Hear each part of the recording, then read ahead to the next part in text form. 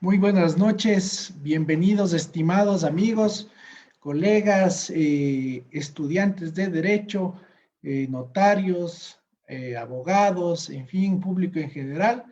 Quisiera empezar este interesante conversatorio, esta transmisión, dando un saludo más afectuoso a la ciudad de Ambato en su aniversario de la independencia. Ya vamos 200 años de la independencia de la ciudad de Ambato. Mi más cordial y afectuoso saludo a esta hidalga ciudad. Eh, para seguir, el día de hoy, como sabemos, tenemos como invitado especial al doctor Marco Delgado Peláez, quien nos va a hablar sobre un interesante e importante tema respecto de cómo corregir los errores que se suscitan en las escrituras públicas. Entonces, para esto, el doctor Marco Delgado Peláez, quien es notario de Cuenca, también nos va a comentar sobre todo este tema, cómo se debe proceder y cómo se debe realizar las correcciones, las aclaratorias, las modificatorias, las ratificatorias de ese tipo de escrituras, cómo se pueden corregir errores. Recordemos que en la antigüedad o entre más antiguas son las escrituras, a veces existen errores respecto de los apellidos de los comparecientes o de respecto de los linderos, o no se establecían superficies, en fin, todo esto vamos a analizarlo a profundidad con el doctor Marco Delgado. Le voy a pedir de favor al doctor que active ya su cámara a fin de poder ya iniciar con este conversatorio. Adicionalmente a ellos, también me gustaría indicarles a todas las personas que están conectando a esta charla magistral que el objeto de este grupo Derecho Notarial es el de capacitar a todas las personas de manera gratuita, sin ningún interés ni político ni económico. Las capacitaciones que damos en este grupo son con el objeto de brindar seguridad jurídica y asesoramiento gratuito, tanto a los abogados como a los estudiantes de derecho que requieren la asistencia de un notario. Esto inclusive es un principio deontológico del notariado, el hecho de poder compartir conocimientos con todas las personas y, como no, con los estudiantes y con los usuarios del servicio notarial y de manera gratuita. Bienvenido, estimado doctor Marco Delgado. Iniciamos la ponencia del día de hoy. Es suya la pantalla, estimado doctor. Muchas gracias, doctor Paul. Muy buenas noches con la audiencia. En realidad complacido de compartir con ustedes este espacio que se va convirtiendo en el mecanismo idóneo y moderno para quienes somos parte de este grupo notarial podamos tener la oportunidad, por un lado, de encontrar sistematizado los temas del quehacer notarial diario, servirnos de ellos y así poder prestar un eficiente servicio notarial. Y por otra parte, a su vez, pues la audiencia poder de alguna manera refrescar conocimientos, conocer los temas y someterlo a discusión. Siempre es importante tener en cuenta que el notario, por experiencia que pueda tener, no es el dueño de la verdad, puede estar inmiscuido en algún error conceptual, incluso en algún tipo de ignorancia legal. De allí que estos temas, a no dudarlo, siempre nos van a retroalimentar y a su vez ver la posibilidad de encontrar algunas coincidencias, condiciones o enseñanzas a la final. El tema que hoy se propone son mecanismos voluntarios para corregir errores en escritura pública.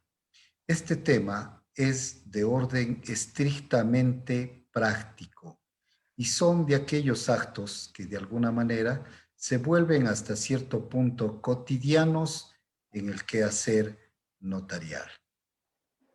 Me voy a permitir compartir la pantalla para presentarles a ustedes un pequeño esquema sobre el cual vamos a tratar en esta ocasión. Bueno, en esta oportunidad decía que vamos a tratar el tema referido a los mecanismos voluntarios para corregir errores en una escritura pública.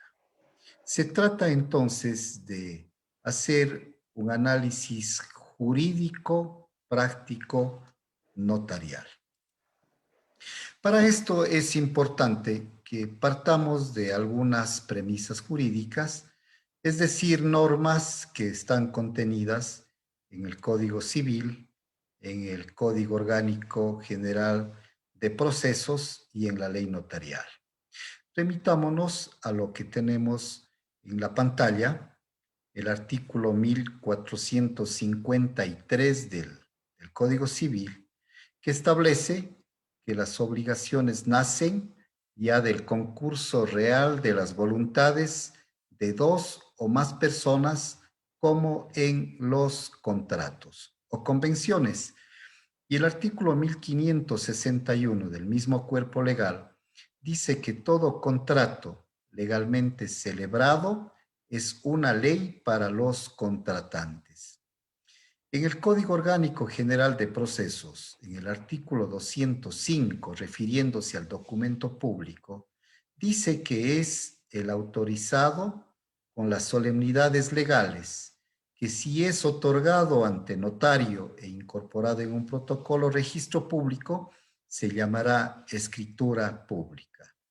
El artículo 26 de la Ley Notarial, por su parte, establece que la escritura pública es el documento matriz que contiene los actos y contratos o negocios jurídicos que las personas otorgan ante notario y que éste autoriza e incorpora a su protocolo. Dice que se otorgarán por escritura pública los actos y contratos o negocios jurídicos ordenados por la ley o acordados por la voluntad de los interesados.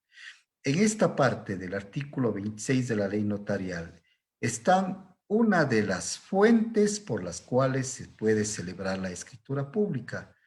Partimos entonces de dos supuestos: una orden legal, que el acto o contrato tiene que ser elevado a escritura pública para efectos de validez jurídica, pero también se puede elevar un documento, un contrato o una convención que las partes deseen hacerlo, así la ley no exija este requisito o condición.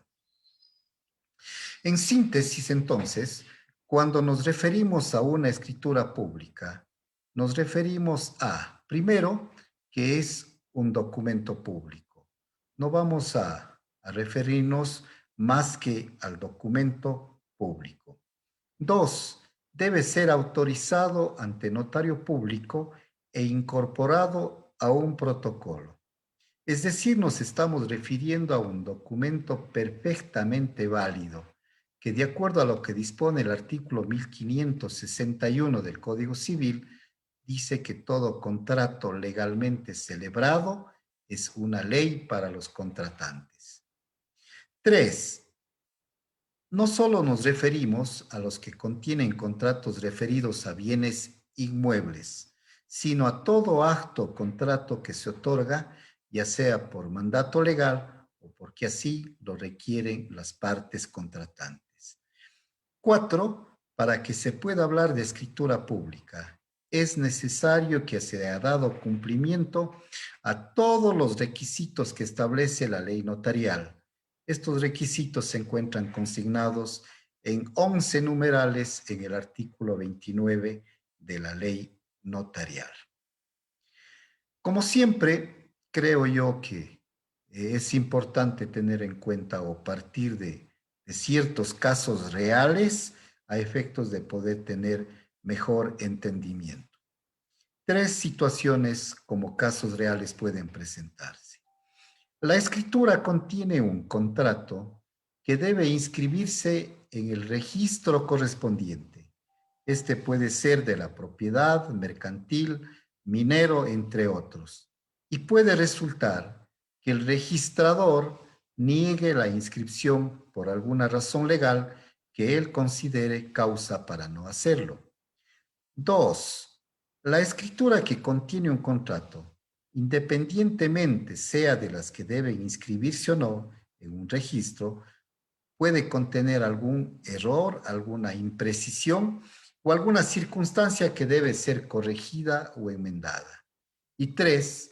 Las partes quieren dejar sin efecto el contrato contenido en la escritura pública. Las respuestas a esos casos reales tienen algunas interrogantes. 1. ¿Puede el notario, si las partes están de acuerdo, cambiar el texto de la escritura pública? ¿Puede el notario de oficio hacer aclaraciones o variaciones al texto de la escritura pública? ¿Se puede utilizar el término aclarar como sinónimo de ampliar, reformar, rectificar, ratificar, etcétera? Las respuestas efectivamente pueden ser variadas, desde así se acostumbra hasta saber cuál es la respuesta correcta. ¿Cuáles son los mecanismos de solución a este tipo de errores? La respuesta está en las siguientes disposiciones legales. El artículo 1562 del Código Civil establece que los contratos deben ejecutarse de buena fe y que obligan a los contratantes no solo a lo que ellos expresan, sino a todas las cosas que emanan precisamente de la naturaleza de la obligación o que por ley o la costumbre pertenecen a ella. El artículo 35 de la ley notarial dice que las adiciones, aclaraciones o variaciones que se hagan a una escritura se extenderán por instrumento separado y de ninguna manera al margen, pero se agregará al primitivo. El artículo 43 de la ley de registro dice que la falta en los títulos o de alguno de los requisitos legales solo podrá suplirse por escritura pública. También dice que la falta de designación de los herederos y legatarios cuando se inscribe un testamento, la del tribunal o juzgado cuando se inscribe una sentencia y de los personeros o representantes legales si se inscribiera una hipoteca, se salvarán por medio de minutas firmadas por las partes o sus representantes legales. Asimismo, se enmendarán y suplirán las designaciones defectuosas o suficientes de los títulos. Y finalmente, en el Código Orgánico de Organización Territorial y Administración, en el inciso tercero del artículo 529, que se dice que la reforma de los actos o contratos causará derechos y alcabalas solamente cuando hubiere aumento de la cuantía más alta y el impuesto se calculará únicamente sobre la diferencia. Hasta aquí quería yo con ustedes leer y establecer estos temas. Obviamente, como ustedes pueden ver, he dado lectura a las disposiciones legales que están estrictamente relacionadas y vinculadas con el tema a resultarse. Un poco medio para ponernos en resumen. Cuando nosotros hablamos de corregir los errores en una escritura pública, necesariamente tenemos que tener como presupuesto de que tiene que ser una escritura que debe estar concluida, como se diría comúnmente, cerrada. Es decir, tiene que haber sido suscrita por las partes comparecientes y el notario, puesto que antes de la suscripción, y por así permitirlo la ley, las partes pueden negarse a suscribir el instrumento, pueden pedir al notario se haga las modificaciones, las enmiendas o cualquier evento que ellos soliciten. Incluso al texto de la minuta puede pedirse se cambie porque es necesariamente voluntad de los contratantes. Pero estoy insistiendo en esto, de que esto sucede antes de la firma y una vez que el notario está dando lectura.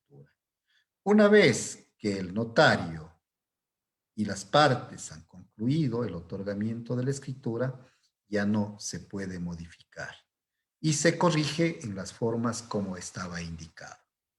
Ahora, puede ocurrir que el error, la falta o la situación que se pretende corregir, es decir, las adiciones, aclaraciones o variaciones, tiene que ser de aquellas que legalmente sea posible. No se puede corregir contradiciendo la esencia del contrato. Por ejemplo, si del texto de la escritura consta un contrato o una donación entre vivos, no se podría, con otro documento, decir que por error se lo ha hecho como donación y que se trata de una compraventa, pues está prohibido modificar el contrato que se está celebrando. Ahora, esto básicamente porque existen cláusulas esenciales, solemnidades especiales en cada uno de los actos o contratos que se celebran. Y la falta de uno de ellos, dice la ley, desnaturaliza el contrato y tiene por sanción la nulidad del mismo.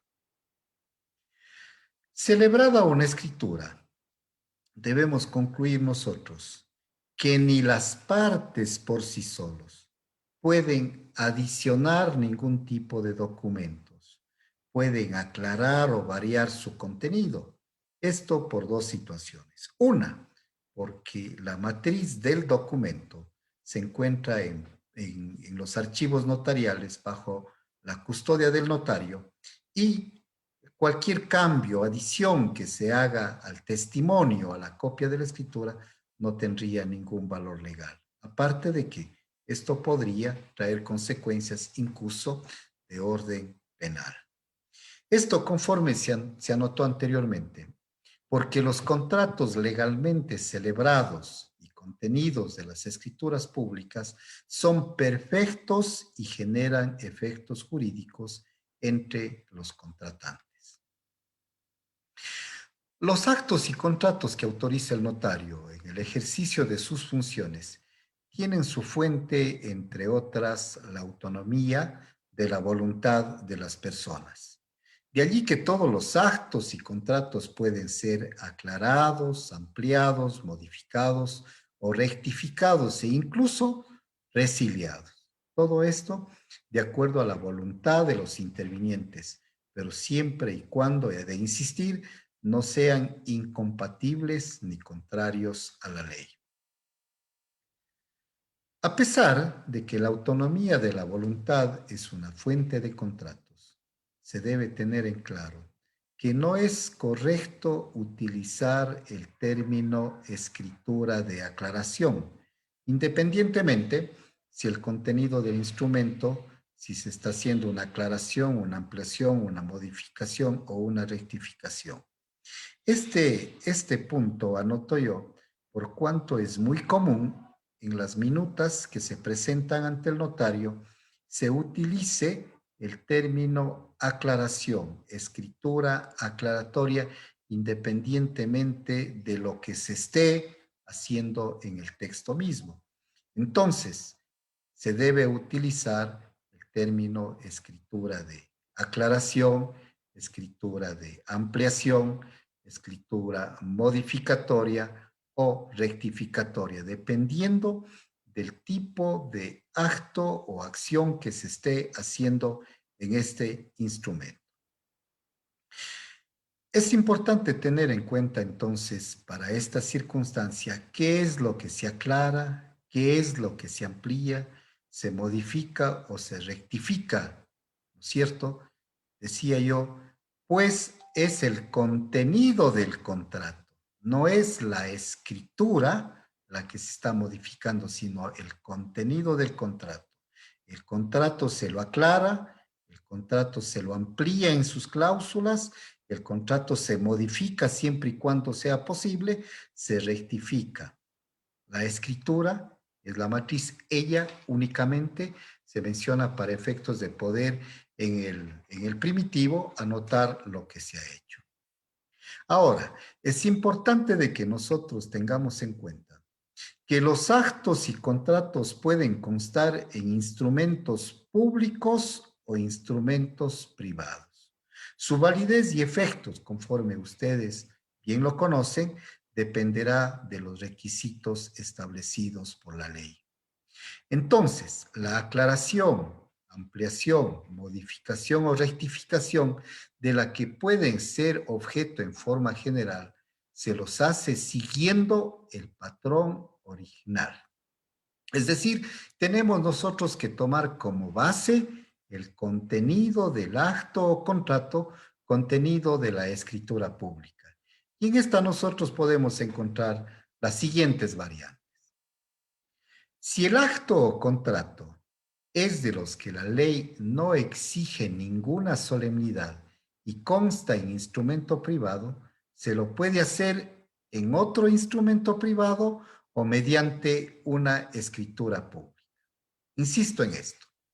Si el acto o contrato es de aquellos que la ley no exige ninguna solemnidad, su ampliación, modificación o rectificación se lo puede hacer mediante el primitivo, que puede ser otro instrumento privado, o también se lo puede hacer mediante una escritura pública.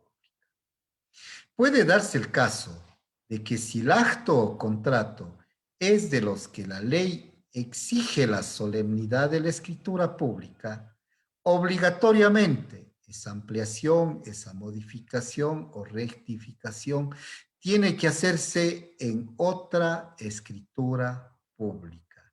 Y aquí sí se debe sentar en el primitivo, es decir, en la matriz, en lo original, la existencia de esa aclaración, ampliación, modificación o rectificación. Si no se lo hace conforme se indica, puede surtir ineficacia jurídica. ¿Cómo entendemos? Si es el primitivo una escritura pública y la aclaración o modificación lo hago en instrumento privado, eso no surte ningún efecto. Es importante tener en cuenta lo que dice el numeral 7 del artículo 20 de la ley notarial.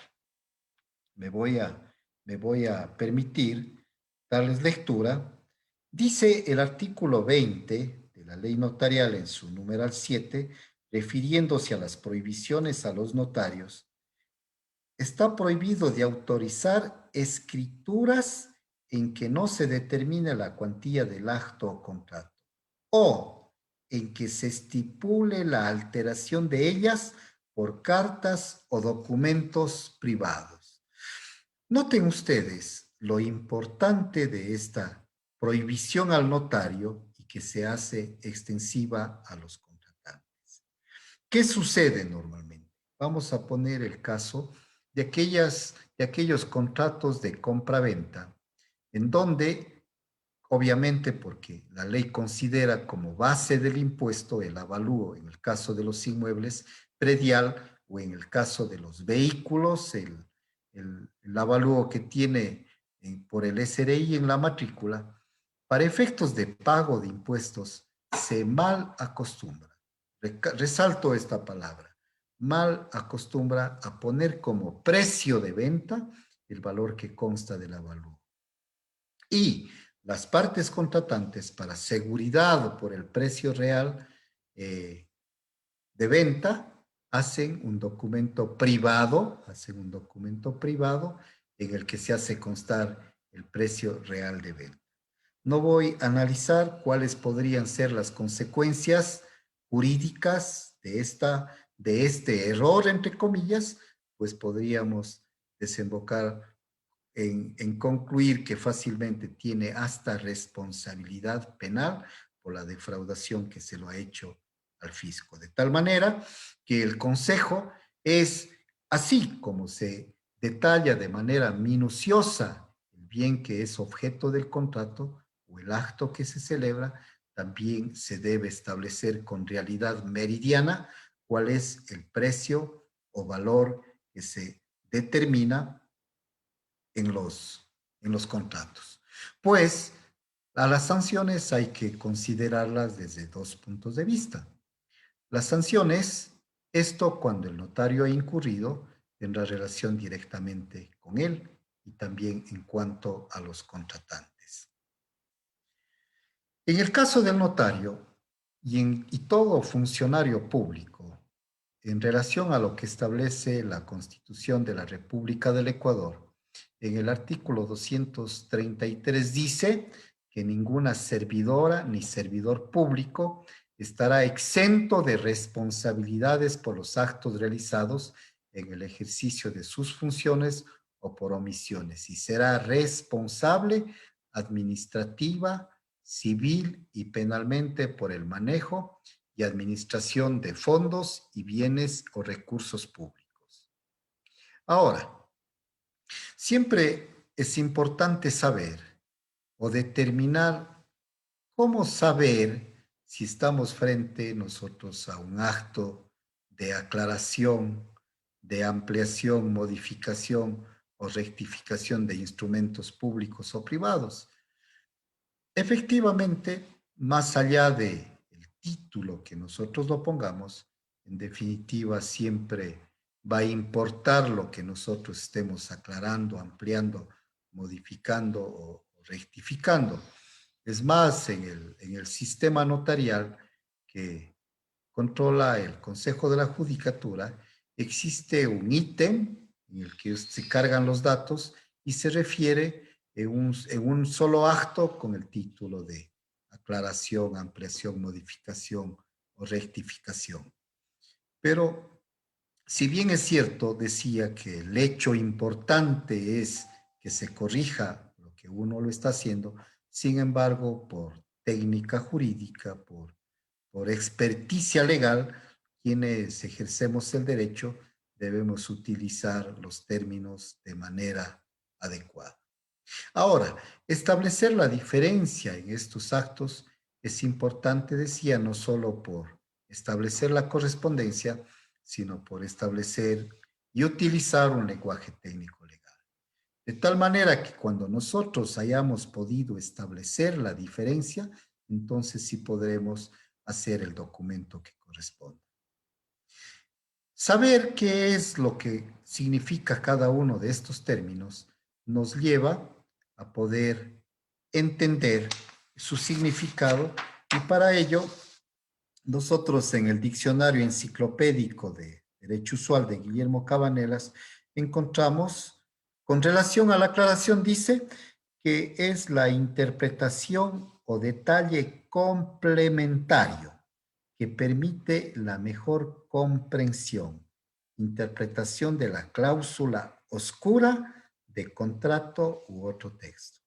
Estamos aclarando entonces algo que está oscuro.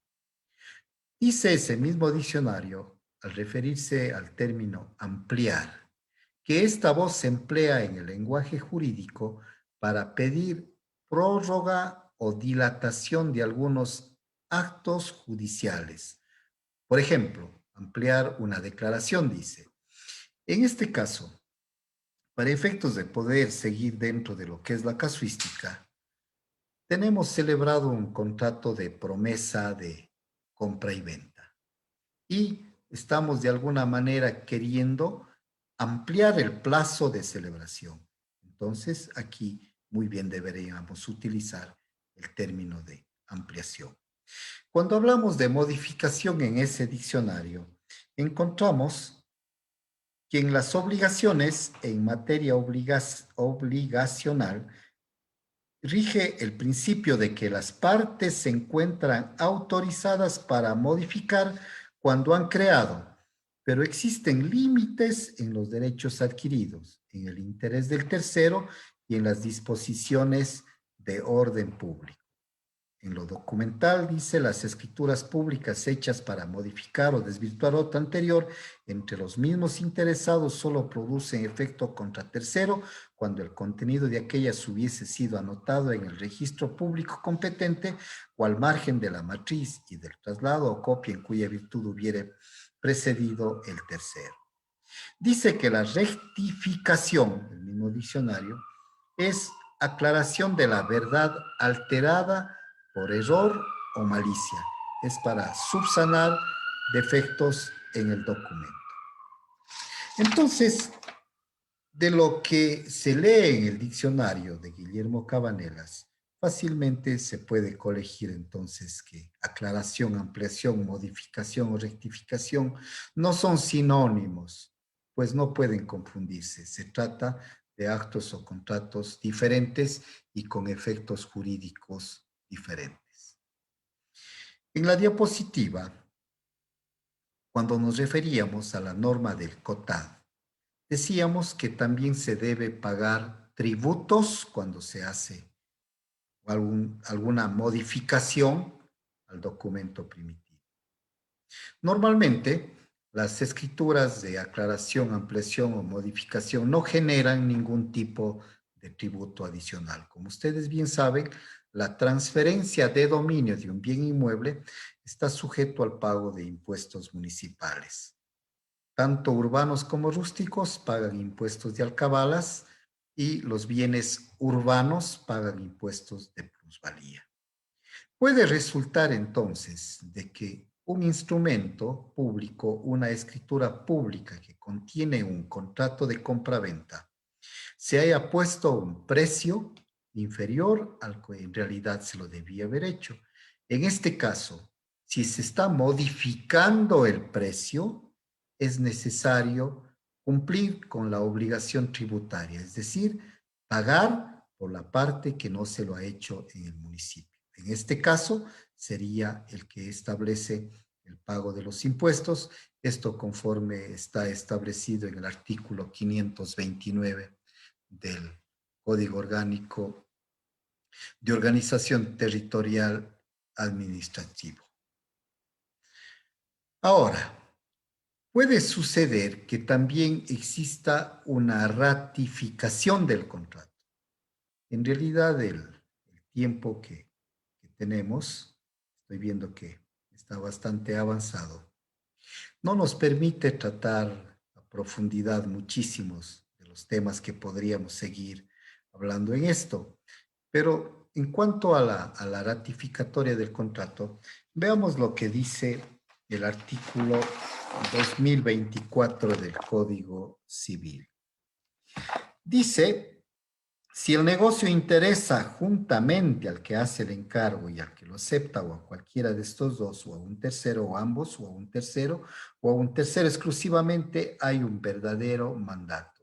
Si el mandante obra sin autorización del tercero, hay entre estos dos el cuasicontrato de la agencia oficiosa. Si nosotros revisamos también lo que dice el artículo 1465 del mismo Código Civil, cualquiera puede estipular a favor de una tercera persona, aunque no tenga derecho para representarla. Nosotros podremos entender entonces que a veces las personas podemos actuar sin estar autorizados por esa persona y en otras ocasiones cuando simplemente queremos actuar por el otro estipulado. Ese tipo de contratos necesariamente tienen que ser ratificados por las personas a quien se le está representando o también a quien se estipuló. Otra circunstancia interesante y hasta cierto punto novedosa se refiere a la venta de cosa ajena que está regulada en el artículo 1754 del Código Civil. Aquí se establece que la venta de cosa ajena vale sin perjuicio de los derechos del dueño de la cosa vendida mientras no se extingan por el transcurso del tiempo. Obviamente para la inscripción tiene un procedimiento que debe seguirse a efectos de que se pueda inscribir. Dice la norma en la ley de registro que el notario debe abstenerse de inscribir a efectos de que se siga un procedimiento judicial. En este caso, interesante es saber que la venta de cosa ajena puede ser ratificada por el dueño. Si el dueño se ratifica en esa venta, todos los efectos de la transferencia se retrotraen a la época en la que se hizo la venta de cosa ajena. Pero si el dueño de la cosa no se ratifica en esa venta, entonces responde quien actuó vendiendo la cosa ajena. Decía que es importante el procedimiento que debe observar el registrador de la propiedad cuando se le presente para su inscripción una escritura que contiene un contrato de venta de cosa ajena. El artículo 12 de la Ley de Registro dice pues que cuando se vendiere a una o más personas un bien sucesivamente, tiene que inscribirse el que primero se presente y en el caso del segundo, tiene que negarse a hacerlo hasta que lo ordene el juez. Esta disposición es aplicable cuando se hubiere vendido una cosa que no lo ha hecho el verdadero dueño o actual poseedor. Como ustedes pueden observar, pueden existir incluso en la actividad notarial situaciones que necesitan ser ratificadas, no solo porque una tercera persona haya actuado a nombre, sino cuando se requería de la persona propietaria. Me refiero al caso de los bienes que pertenecen a la sociedad conyugal. Se necesita la voluntad del cónyuge o la autorización judicial, dice la norma. Y el no comparecer uno de los dos cónyuges acarrea nulidad relativa. La nulidad relativa puede subsanarse, de acuerdo al Código Civil, mediante la ratificación. Finalmente, me gustaría con ustedes establecer algunos ejemplos refiriéndose a cada uno de los casos, ¿no es cierto? Por ejemplo, en el caso de la aclaración, cuando los linderos no se hayan especificado, se me ocurre decir que el lindero es con tal persona. Podría entonces podría aclararse cuáles son las dimensiones, cuáles son los hitos o mojones que se colocan. En el caso de la ampliación, podríamos nosotros referirnos, y ya le dijimos, en el caso de la promesa de compra y venta, cuando el tiempo que se ha establecido en el contrato se lo quiera ampliar. En el caso de la modificación, básicamente cuando se refiere a los tributos que se deben pagar en el municipio por la cuantía, la variación de la cuantía del acto o contrato. Y la modificación, cuando se esté estableciendo, modificando ciertos hechos o casos concretos que necesariamente deban corregirse. Importante tener el caso de la rectificación. Pueden haber errores en una escritura pública. Se me ocurre en este momento que puede existir un error en la superficie del bien, refiriéndonos a los inmuebles. Puede existir errores en cuanto a los datos de identificación y singularización del bien. Todos estos pueden rectificarse, incluso cuando se haya anotado de alguna manera mal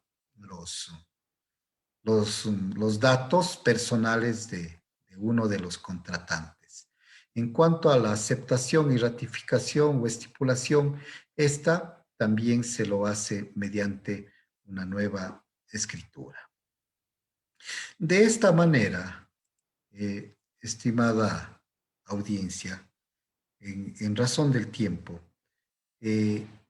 espero y aspiro pues haber logrado abordar de alguna manera un tema que es, como dije al inicio, netamente práctico en el ejercicio, obviamente esperando esta charla haya contribuido de alguna manera al mejor entendimiento del ejercicio contractual.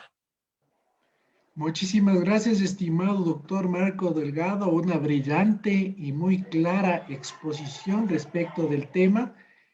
Como para completar el tema, me voy a permitir a los señores que dignamente nos están acompañando en esta charla que hemos tenido una gran audiencia, indicarles que la resolución 216-2017 del Consejo de la Judicatura en su artículo 70 establece el costo y nos indica que por la escritura declaratoria, ampliatoria, modificatoria, rectificatoria y ratificatoria de un contrato, se fija la tarifa equivalente al 20% del salario básico unificado, siempre y cuando no afecte la cuantía del contrato original. Como nos indicó el doctor Marco Delgado, si es que cambiamos la cuantía, pues necesariamente tendrá que mandarse, si es que es un mayor valor, a catastrarse y pagarse nuevamente la diferencia que se genere por los impuestos, y de la misma manera en la notaría se facturará de acuerdo a la tabla 1 del anexo 1 del reglamento, es decir, a la cuantía que se incrementa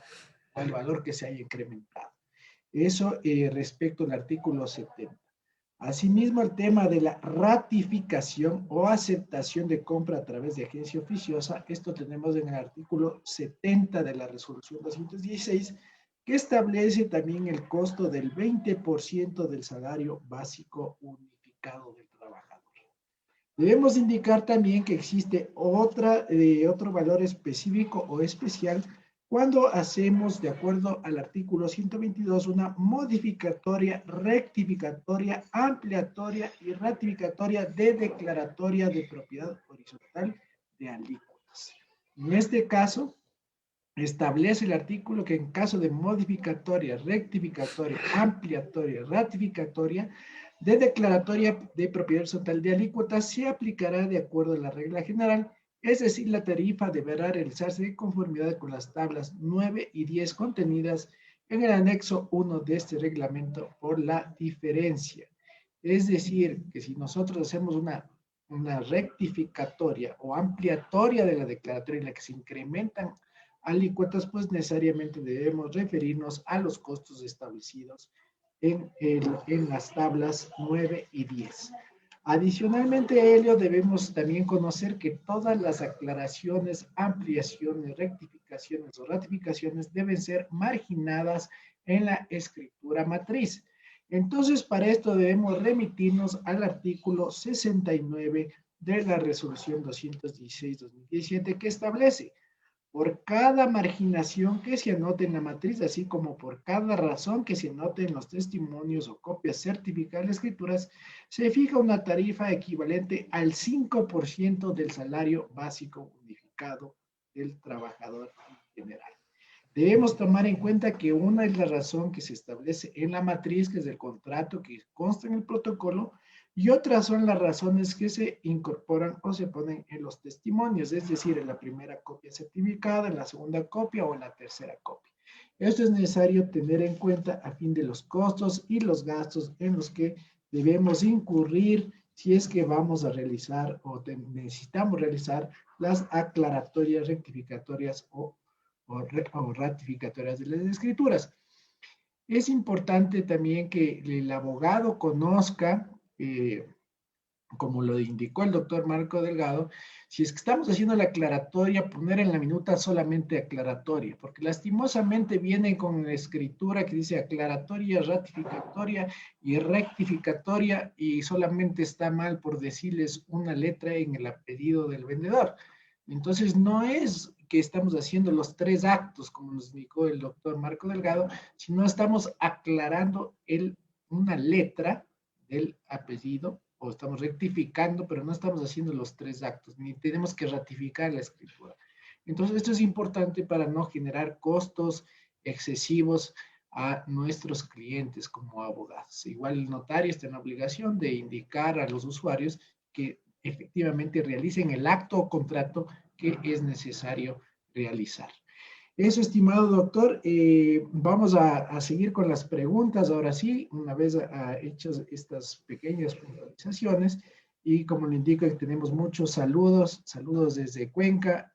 Dice muchas gracias a los organizadores y el ponente por estos espacios que aportan, esclarecen nuestras carencias y fortalecer a la academia en estas materias. Excelente profesional, doctor Marco Reinaldo Peláez, felicitaciones desde Guayaquil, nos dice Ángel Paredes Ramos.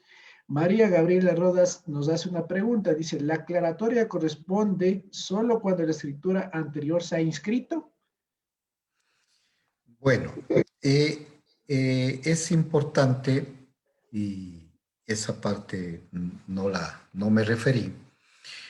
Puede encontrarse un instrumento público, una escritura pública en dos momentos.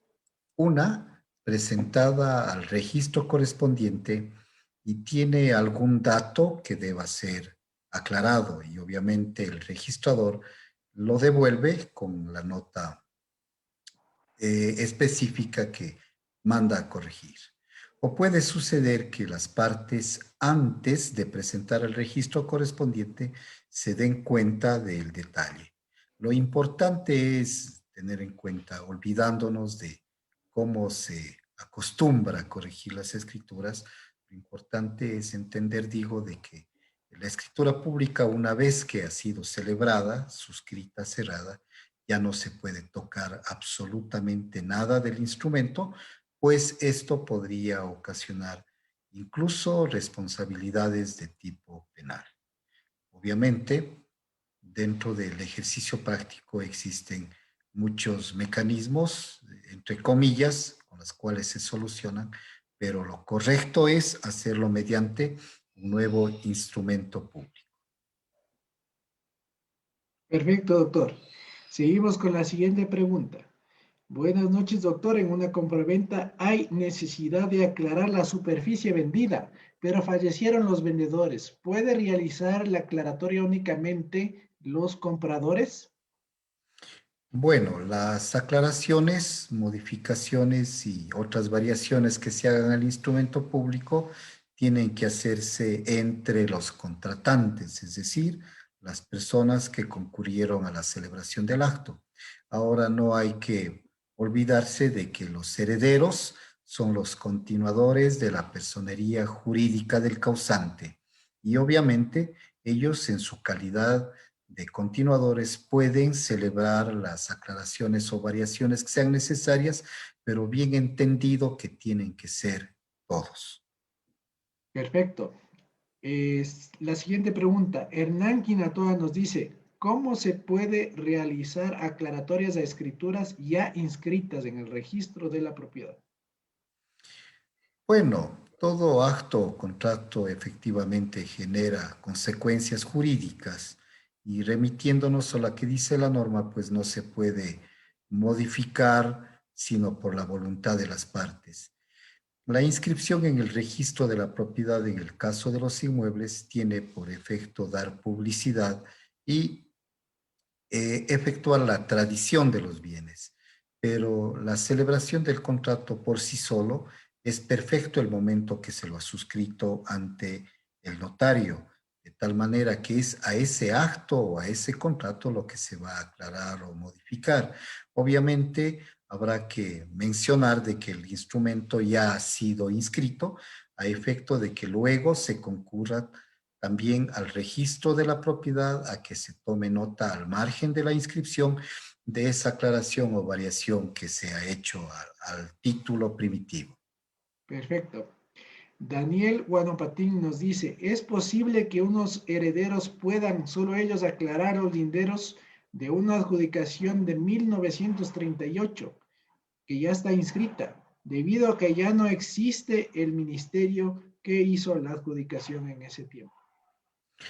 Bueno, de la pregunta debo entender yo que al hablarse de una adjudicación, estamos entendiendo que viene de un órgano administrativo que mediante providencia adjudicó, de tal manera que en ese caso el único que podría aclarar sería esa institución y de no existir, pues definitivamente ya no sería posible.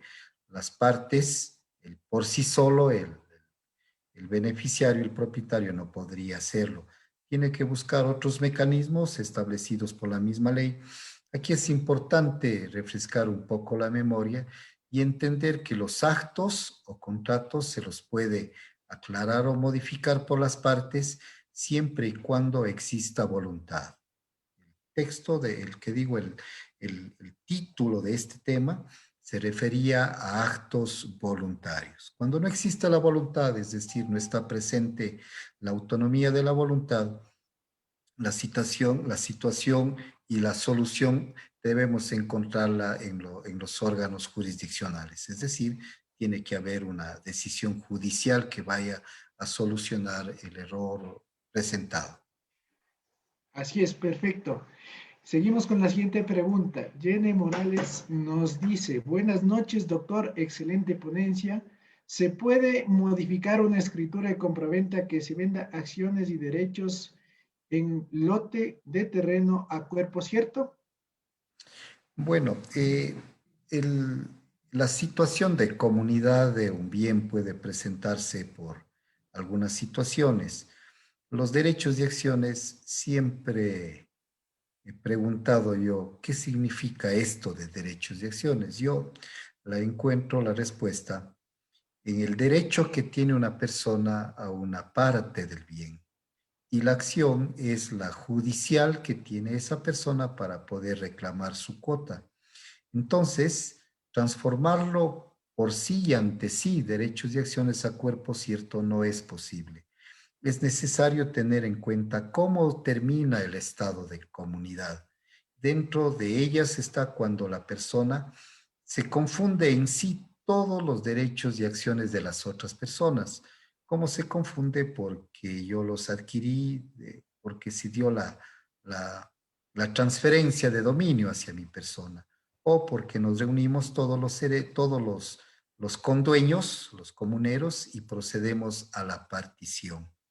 En esto es importante tener en cuenta que la partición se lo puede hacer a dos formas posibles. La una, de manera voluntaria ante notario, conocida como la partición extrajudicial, y la otra, pues, la partición que está sujeta a una decisión judicial, que es en sede judicial, mediante una sentencia. De tal manera que, resumiendo, no es posible que quien tiene derechos y acciones por sí ante sí pueda transformar derechos, acciones a un cuerpo cierto.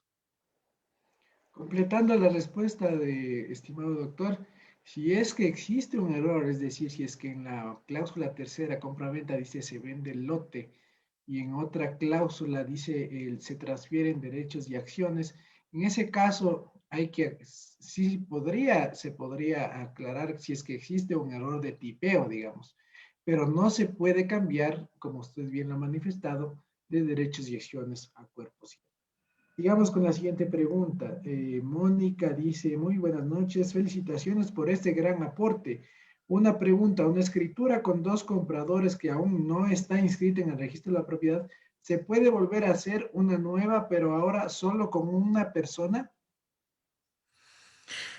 Bueno, de poder hacérselo, puede, definitivamente, pero los efectos jurídicos que genera el primer contrato, perfectamente celebrado, surte efectos. De tal manera que si queremos que opere la tradición, uno de los dos que se presente a la inscripción habrá operado la tradición, pero obviamente estamos dejando una puerta abierta a los efectos que puede generar con las consecuencias que ello implica. Lo correcto es resiliar el primer contrato y luego celebrar el segundo, si las partes así están de acuerdo. Ahora, si uno de los dos compradores no está de acuerdo en resiliar o no manifiesta su voluntad, yo le aconsejaría al vendedor que no proceda a vender dos veces el mismo bien porque va a tener responsabilidades. Así es, efectivamente, estimado doctor. Seguimos. Luis Jaramillo dice, en una escritura de donación existe un error en la fecha de inscripción del bien inmueble que se donó y este error nunca ha sido subsanado. Se presentó la escritura para su revisión, pero hasta la presente fecha no ha sido inserta la beneficiaria de la donación y ha fallecido. ¿Es necesario iniciar un juicio de inscripción de la escritura pública por sus descendientes? Bueno, no la entiendo muy bien la pregunta, pero intentemos con las siguientes situaciones. Si la escritura no se ha inscrito en el registro de la propiedad, la ley de registro nos dice que se puede hacer mediante un nuevo documento que lo aclare, pero también dice que se puede hacer por minutas firmadas por las partes para corregir ciertos errores. Para mí sería un error el de tipeo también así el número de inscripción. Obviamente, si ya está inscrito y existe ese error en el registro de la propiedad, porque como toda hechura humana puede ser sujeta de errores, nadie estamos a salvo de ello, pues, y se quiere corregir, necesariamente tendría que hacerse una nueva escritura aclaratoria. Obviamente, si las partes no desean o no están de acuerdo, deberíamos entender entonces nosotros que deberíamos acudir a sede judicial a efectos de que sea el juez que resuelva lo correspondiente. En la actualidad, en el caso de negativas de inscripción, se tiene que acudir a lo contencioso administrativo, que es el juez competente y natural para resolver este tipo de situaciones. Perfecto, doctor. Seguimos con la pregunta de David Cuenca Yaguana. Dice, buenas noches. En el caso de que se desee incorporar documentos a una escritura, ¿es posible únicamente protocolizarlos y marginar en la escritura matriz o se requiere realizar una escritura ampliatoria, modificatoria o rectificatoria para luego marginarla? Bueno, los documentos habilitantes, entre otros, básicamente se refiere a la capacidad de comparecencia de los contratantes y aquellos documentos que las partes quieren establecerlo como documentos habilitantes. Habrá que analizar si ese documento que las partes piden sea habilitante se convierte o no en esencial y sustancial para la validez del acto o contrato. Y en ese caso, si las dos partes están de acuerdo, pues, y es de aquellos, insisto en esto, aquellos documentos que son ellos los que convalidan, pues puede hacérselo. En el caso de las comparecencias, si alguien comparece en calidad de representante de otra persona y no lo ha hecho, también estaría sujeto, pero siempre a la voluntad del contratante. Caso contrario, el documento pues carecería de la legitimidad en cuanto a la capacidad y al consentimiento que requiere uno de los dos contratantes. Perfecto. Seguimos con la siguiente pregunta. Y Jimena Tobar nos dice, si se realiza una aclaratoria a la escritura, ¿a quién le corresponde pagar el trámite? ¿Recae ese pago al abogado que realizó la minuta si es que fue el error del abogado? Bueno, en realidad nosotros podríamos buscar responsabilidad dependiendo de la situación. Bien, podríamos decir el notario se equivocó, podríamos decir el abogado firmante de la minuta se equivocó, pero en conclusión, una escritura pública se da lectura y son las partes al final y antes de la suscripción que manifiestan su acuerdo con el texto del instrumento. De tal manera que las partes tienen que estar conscientes de lo que se leyó, están de acuerdo. Y en esa parte entonces la responsabilidad sería de los contratantes que no observaron o se descuidaron al momento de la lectura.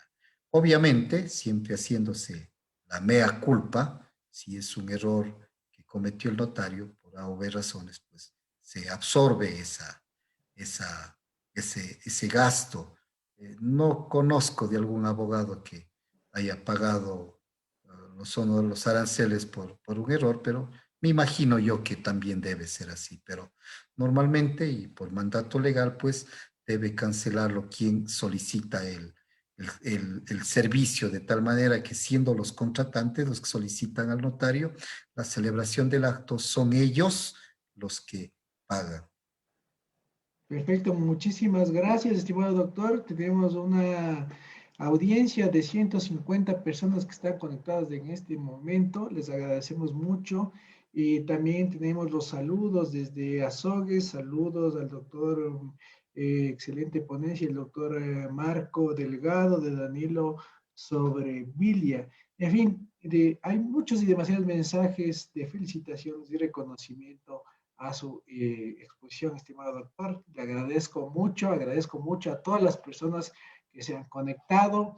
Esperemos seguir aportando con un granito de arena de estos conocimientos a todos ustedes y les invitamos a que se unan al grupo Derecho Notarial de Facebook, en donde pueden seguir estas y más conferencias importantes respecto de derecho notarial, y en el canal de YouTube como Paul Arellano, donde también pueden ver este y los otros videos que se han venido realizando. También estamos en Instagram, estamos en Twitter, y el fin, como les indicamos al comienzo de esta ponencia magistral del estimado doctor Marco Delgado Peláez, a quien agradecemos nuevamente, es el objeto de que se dé seguridad jurídica y contribuir a que la ciudadanía y los abogados asesoren bien a los clientes y podamos hacer actos y contratos en prevención de cualquier tipo de conflicto, que es la función principal del notario. Muchísimas gracias, doctor, y sus palabras finales para cerrar esta brillante transmisión y exposición.